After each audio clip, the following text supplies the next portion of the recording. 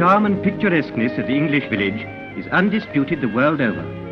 Travel where you will, search the beauty spots across the length and breadth of Europe, and when back home again, you will have to admit that for beauty and interest, the English hamlet stands supreme. Many may uphold the tiny villages in Central Europe as being as good, but these mostly depend on the scenery actually surrounding them, rather than their own beauty. Backed by snow-capped mountainous ranges, they still lack the wonderful charm of the English village, with its winding green lanes and vistas of old thatch and aged wood. The very peacefulness holds you spellbound, and you feel that here amid the scenes of calm tranquility is the foundation of the English race, their natural calmness, which is such a characteristic. The visitor who tries to see England today and Europe tomorrow will mostly assuredly miss our wonderful little villages, for they are only found by searching, and only loved by knowing them in their various phases and moods. Many of these picturesque masterpieces have unfortunately been swallowed up by the increasing size of our towns, and others have been irreparably ruined by the erection of new houses built without thought either of their own beauty or the beauty of their surroundings. The English villages are the foundation of England, and as such should be revered and preserved as hallowed spots of remembrance, rather than be allowed to fall into decay and ruin. Nestling on the northern slopes of the South Downs, South Harting is typical of the Sussex villages. Surrounded by woodland scenery, the church spire stands out prominently at the end of the one street comprising the village. The old whipping post and stocks, reminders of a not so long past, are now only used by the aged inhabitants as a resting place in the cool of the evening.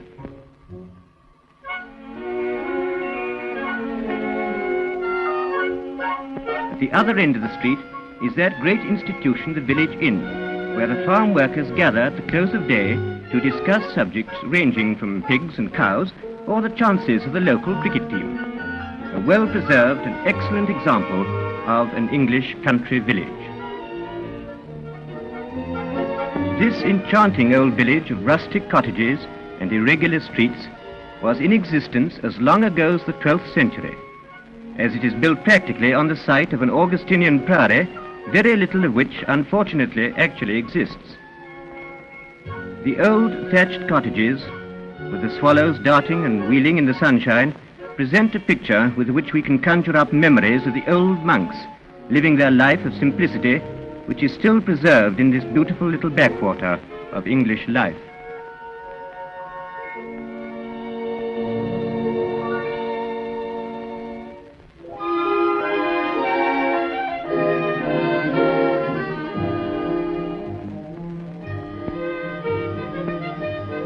Some of the finest examples of villages are those that were originally a small collection of cottages built to house the retainers of some large mansion or castle, such as Corfe Castle. While the actual castle has long since fallen into disuse, its ruins still tower over the village, which clustered round the mound on which it was built. It is a strange little place, medieval in parts, and yet strangely modern in others. Owing to the large use of local stone and the disuse of thatch, it has a great resemblance to a Cotswold village. The doubtful distinction of being called a beauty spot has already made serious inroads on the life of the village. The quite communal daily routine is given over to the sale of curios and to catering for the numerous visitors who either spend their holidays there or make the journey to see it. Owing to extensive development and housing schemes, we are afraid that Corfe will soon be too large to come under the classification of a village.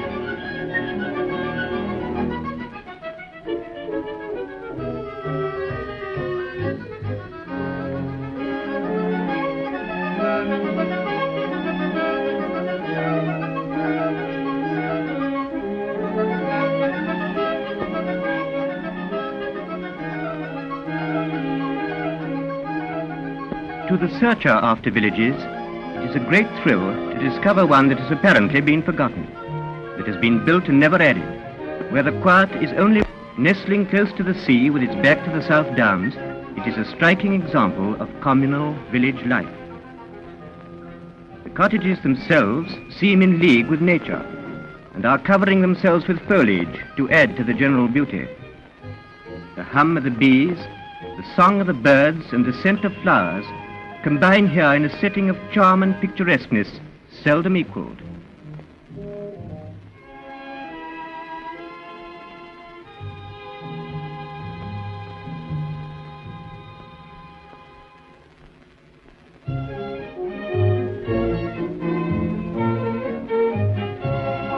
Just outside magnificent Chilham Castle, accredited to be the starting point of English history, with its keep in which slept the early English kings, Hengist and Horsa, is a tiny little village built for the retainers and servants of the castle. Beautifully preserved, it is a model and a glorious example of a feudal village in the early builder's art. The whole is built in 4 sides of a square, with the entrance to the castle on one side and the church at the opposite end.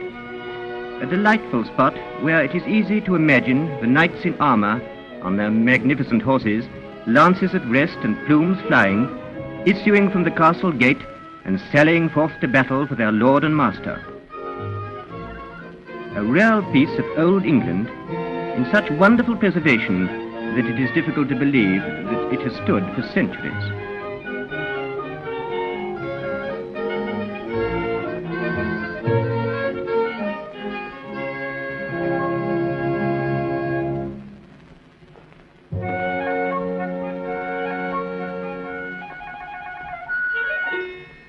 So small as to be excluded from the title of village, this tiny hamlet seems to be so shy that it is covering itself with a mantle of foliage. Practically every cottage is covered almost up to the chimney pots in luxuriant green, and it seems as though nature itself is conspiring to hide it from prying eyes. One street only, the number of cottages can almost be counted on your fingers, and yet it is a perfect little jewel. In a setting of giant walnut trees, one of which is reputed to be the oldest in England, Bossington is an excellent example of a rustic hamlet. Within a few hundred yards, the stream of traffic on one of England's main roads roars past, all unknowing of this tiny spot dreaming in peace and seclusion.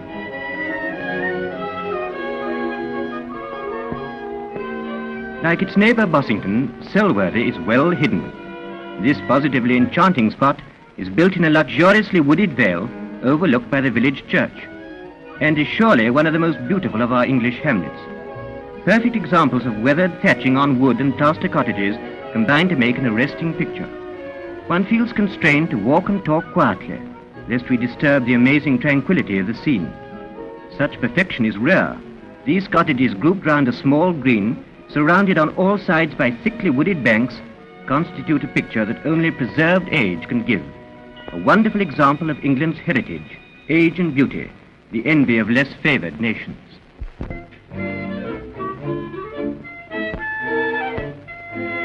Among the many tiny fishing villages around the English coast, Polperro is outstanding both for quaintness and picturesqueness. A mere handful of fishermen's cottages cluster in terraces, one above the other, overlooking the diminutive bay. The streets themselves are so narrow that the inhabitants can lean out of their windows and shake hands with their neighbours on the other side of the road. In days gone by, Polperro was a centre of smuggling, and it is little wonder that the smugglers evaded the customs men so easily. The streets and houses are haphazard and form a veritable maze, and if rumour is to be believed, practically every house has its secret cupboards and passages. Just outside Polperro is a farm which is reputed to have a movable duck pond under which is a cellar. It is redolent with history and Cornish superstition. Viewed from the surrounding hills, Polperro is a network of grey roofs with the ever-present gulls patrolling ceaselessly up and down, always on the lookout for titbits. Before the advent of speedy transport, these villages must have been peculiarly dependent in their isolation. When the fishermen come in and weigh their catches on the tiny quay, the harbour is alive with seagulls, the cries of which, fighting for the morsels of fish, combine with the splashing water to make a fascinating picture hard to forget. At evening tide, the setting sun throws the fishing boats into relief and presents a background in which the cottage lights twinkle in rivalry of the stars themselves. Unfortunately, commercialization has laid a heavy hand on Polperro, and much of the romance and beauty of the past has been lost in catering for sightseers of today.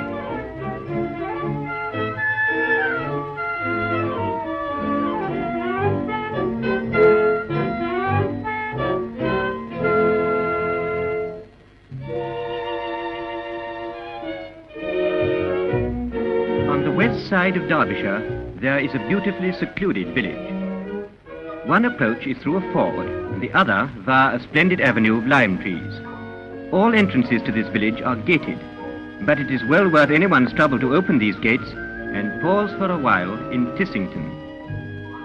Comparatively speaking, it is of modern construction, being just over 100 years old, but it is very nicely laid out, in fact almost a model village.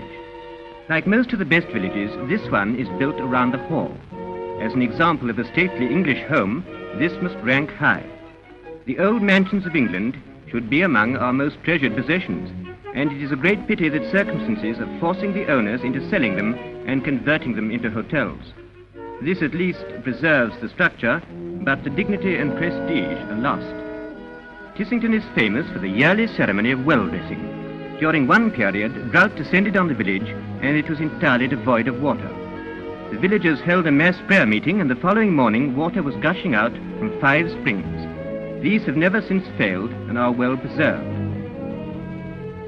The 5 wells are known as the Hall Well, the Yew Tree Well, the Town Well, the Coffin Well, and the Salt Cellar Well. Every year, the thankful villagers decorate the wells with flowers, and a service of thanks is held around each, a charming custom for a charming village.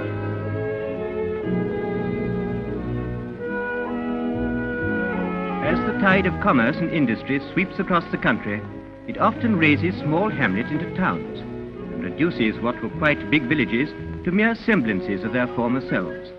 Such is Finchingfield. As long ago as the 14th century, it had its own guild hall and close on 3,000 inhabitants. Today it has only 700 inhabitants, and the guild hall is converted into the parish hall. Once it had a flourishing community. Now it is a lovely relic of a village incomparably beautiful. Finchingfield is built on a hill at the bottom of which is a pond, surrounded on 3 sides by the village green. The brewery, tannery, and straw plating factories, which were once thriving industries, are now private houses, and the windmill is only a skeleton, a grisly reminder of a prosperous past. Luckily, Finchingfield is considered an ideal place in which to live by various famous people who are maintaining the beauty of this remarkable relic. Steps have been taken to preserve all the old features, even the old windmill. We hope this work of preservation will continue.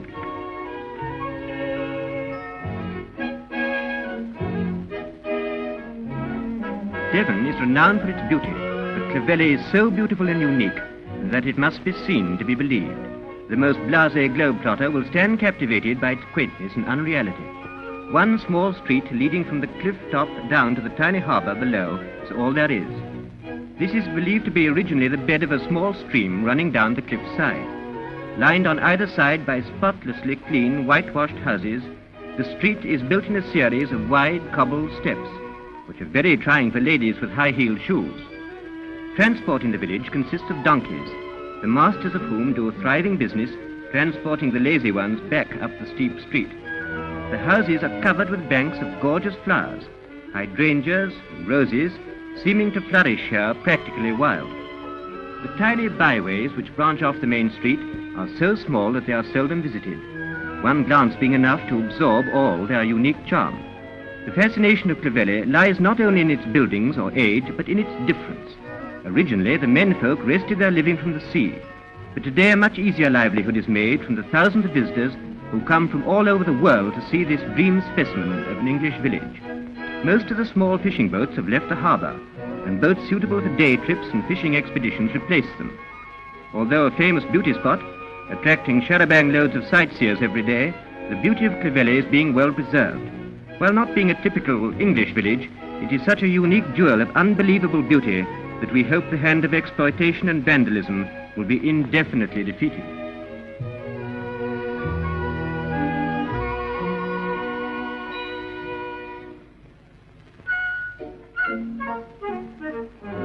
Kersey is another example of commerce passing on and leaving a once flourishing community. Built on 2 sides of a hill, with a stream running through the valley, Kersey was once the centre of the hand-weaving industry and gave its name to the famous Kerseymere fabric. The introduction of machinery robbed it of its main support, and while the village buildings remain much as they were, the villagers are returning to agriculture for a living. This is a beautiful example of an English village, with its half-timbered cottages in wonderful preservation. The village pump is still in use, while the ford at the bottom supplies most of the water for general uses. A village possessing an old-world atmosphere seldom seen, with the modern telephone poles the only blemish in a beautiful picture.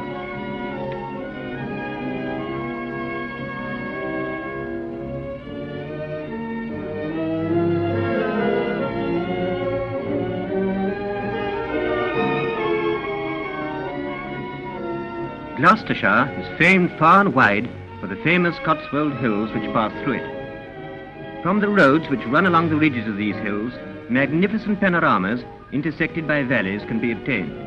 In these valleys, some of the most glorious villages are to be found by those who care to go in search of them. With a name that suggests the exact opposite to peace and seclusion, Lower Slaughter is a magnificent example of a village and is to be found on the river Windrush. Beautifully designed, with each cottage a picture itself, it is an artist's paradise. Much of its beauty is due to the use of the local grey stone and stone tiles, which are such a striking characteristic of this district. Clean and tidy, the houses are spaced along the banks of the river, which runs between tall trees and is spanned by delightful little bridges. Compact, well-watered, with the church for spiritual needs at one end and the mill for physical needs at the other, it is a joy to behold and combines to make a perfect English village. To the town dweller, such scenes must represent an earthly paradise and give him much food for thought. No petrol fumes, no noise, no crowds. If modern town planning would permit our large estates to be carried out with such charm, our country would indeed be worthy of the name of beautiful.